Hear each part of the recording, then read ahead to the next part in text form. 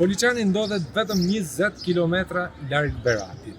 Dhe nëse nuk je nga kjo zonë, mund të mos e kesh dëgjuar kurrë që ky qytet nuk u ndërtua si gjithë qytetet e tjera, por u ndërtua si pasojë e një nevoje specifike. U ndërtua për të prodhuar armë dhe municione për shtetin shqiptar.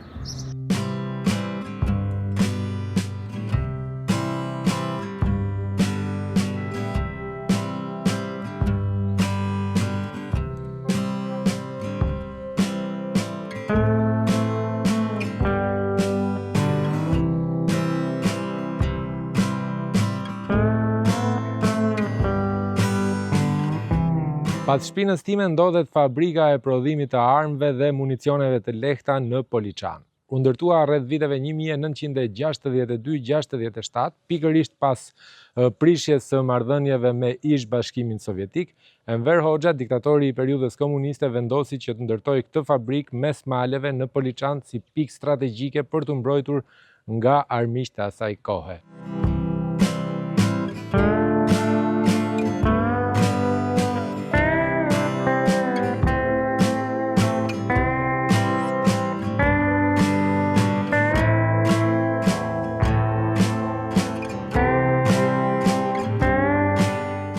Kjo fabrikë në kulmin e prodhimit të saj prodhonte në vit rreth 20 deri në 30.000 ton municione që ishin fishek, granata, armatime të lehta për nevojat e ushtrisë shqiptare, siç ju thash, por edhe për nevojat e ushtrive të vendeve aleate.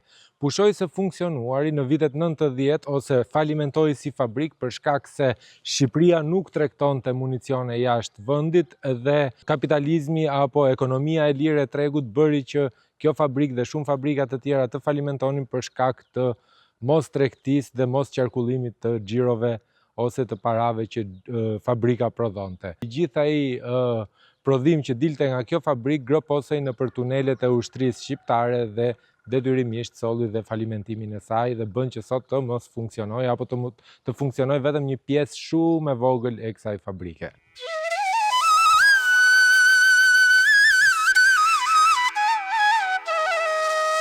Qyteti u zhvillua gjatë regjimit komunist si një qendër industriale e lidhur me prodhimin e armëve.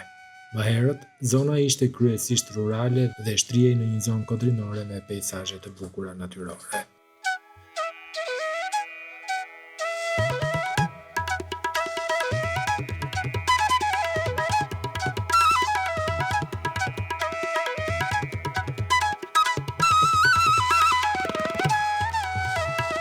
Dikur mbështetej shumë në industrinë ushtarake, por sot ka psuar ndryshime dhe zhvillime në bujqësi dhe blegtori. Edhe pse nuk është një destinacion i njohur turistik, Poliçani ndodhet pranë disa zonave me potencial për turizëm natyror dhe kulturor, përfshirë Beratin e Tomorin. Por teksa pyesim banor të rastësishëm se çfarë mund të gjesh sot në Poliçan, ata përgjigjen me buzëqeshje të sforcuar. Gjenë moshën time, vetëm plek. Ja. Janë larguar? Janë larguar të rinë, se s'kanë mundësi punësimi. Është mosha ime. Azilant. Azilant? Azilant.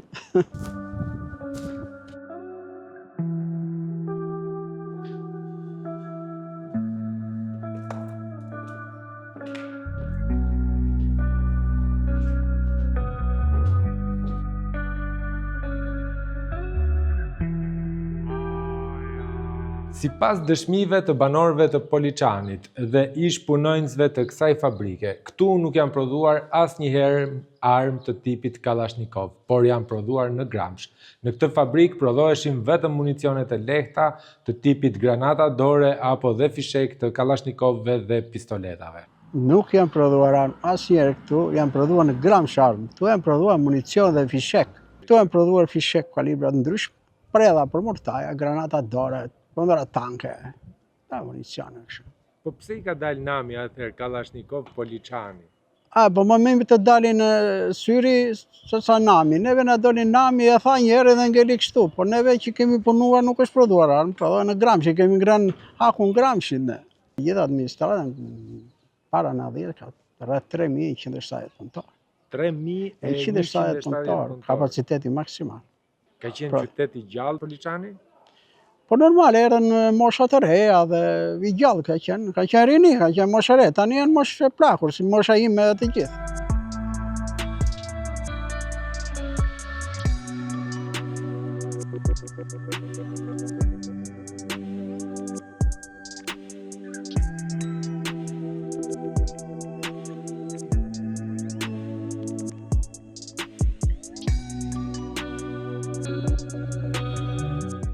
Në këtë qytet të ngritur në funksion të industrisë ushtarake, sot kanë mbetur vetëm të moshuarit dhe nostalgjia e tyre.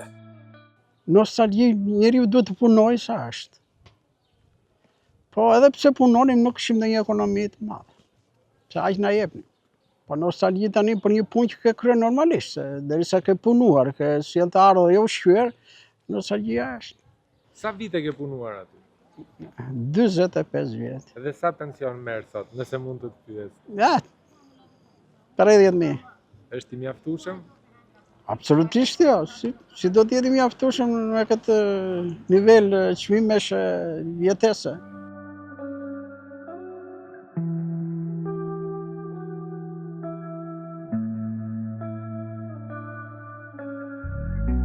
Në këtë fabrik, përveç nevojave ushtarake të vendit, prodhoheshin edhe municione dhe armë të lehta për aleatët e Shqipërisë komuniste.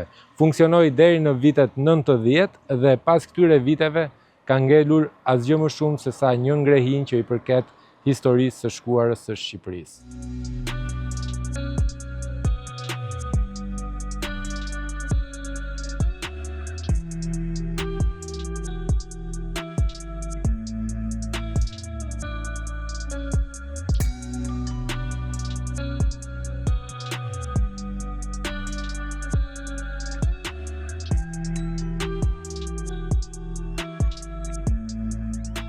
Sipas të dhënave të censusit të vitit 2023, në Poliçan jetojnë 8.762 banor.